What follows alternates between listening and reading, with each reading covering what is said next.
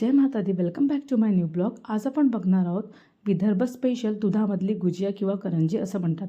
त्याकरता आपल्याला लागणारे जे साहित्य आहे, आपण 1 लिटर दूध घेतलेलं आहे. सारणाकरता आपल्याला गूळ, खोबरं आणि तीळ आणि 2 वाटी मी पाणी घेतलेलं आहे आणि 2 वाटी असं तांदळाचं पीठ घेतलेलं आहे. त्याला मध्यम आचेवरती अगदी हळूवार असं त्याची एक उकळ काढून घेतलेली आहे आणि त्याला 5 ते 10 मिनिटं तसं शिजू द्यायचं.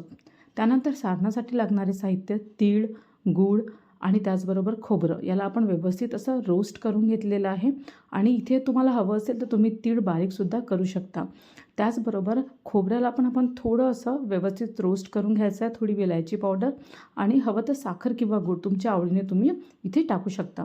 आता 10 मिनिटानंतर उकळ आपली रेडी आहे आणि खूप अशी सॉफ्ट झालेली आहे. त्याला आपण दुधाच्या हाताने म्हणू शकतो असं व्यवस्थित मळून घ्यायची आहे.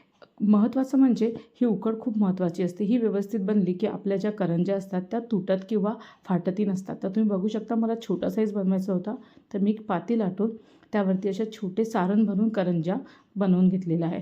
करंजी बनवताना आपण त्याला चारी साईडनी व्यवस्थित असं पाणी लावून त्याला व्यवस्थित पॅक करून घ्यायचं.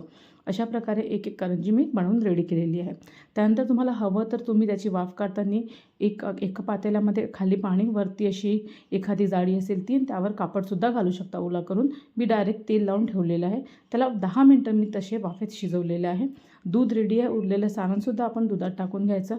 त्यामुळे जो तिळगुळाचा जो खमंग सुगंध येतो तो तुम्हाला खाताना कळेलच. तर तुम्ही बघू शकता आपली खूपच अशी स्पेशल यम्मी डिश रेडी आहे. तुम्हाला व्हिडिओ आवडला असेल तर नक्की लाईक आणि सबस्क्राईब करा.